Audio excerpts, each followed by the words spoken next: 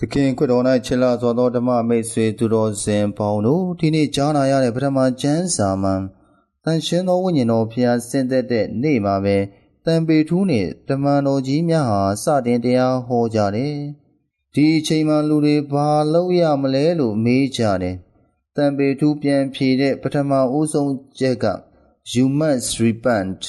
မင်းတို့တွေနောင်တရကြရမယ်တဲ့။အဲဒီနောက်မှာခွတ်တော်ရဲ့နာမ၌စေကြောခြင်းခံယူရမယ်လို့ပြန်ဖြေခဲ့တယ်။ဖြေတဲ့ရဲ့တုံ့ပြန်မှုကိုကြည်ချင်းအားဖြင့်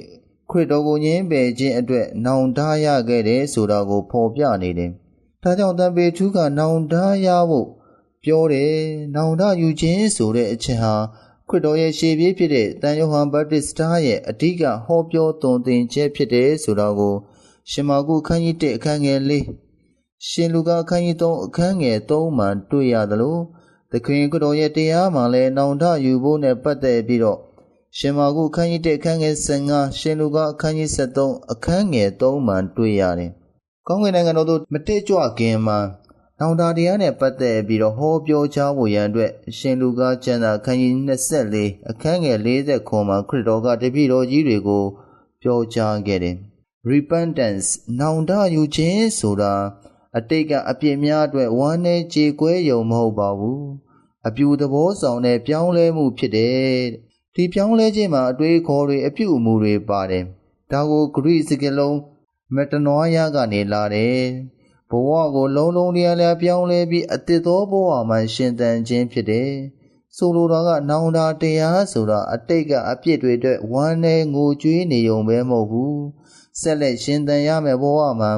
အပြောအဆိုအပြုအမူတွေကိုအပြစ်ကင်းရှင်းစွာရှင်သန်ခြင်းကိုဆိုလိုတယ်။ထို့နောက်မှသာလျှင်စေကြောခြင်းခံယူပြီးဝိညာဉ်တော်ရဲ့ကျေးဇူးတော်ခံခြင်းအားဖြင့်ဘုရားသခင်နဲ့ပြန်လည်ပေါင်းစည်းကြရမှာဖြစ်တယ်။ဒါကိုတမန်တော်ဝတ္ထုမှာတွင်တင်ထားတာကိုတွေ့ရတယ်။တန်ပေထူးရဲ့ဟောပြောခြင်းနဲ့စေကြောခြင်းပေးခြင်းဟာဘုရားသခင်ရဲ့ဂရုတော်ကိုပြည့်စုံစေခဲ့တယ်။ဘုရားရဲ့ကယ်တင်ခြင်းဟာဂျုဒလူမျိုးတွေအတွက်သာမကဖျားကိုခြင်းခံရတဲ့လူအလုံးတွေဖြစ်တယ်ဆိုတဲ့ဂရုတော်ဖြစ်တယ်။တန်ရှင်သောဝိညာဉ်တော်စင်ကြွပြီးတန်ပေထူးဟောပြောတဲ့အချိန်မှာပဲလူပေါင်း3000ကျော်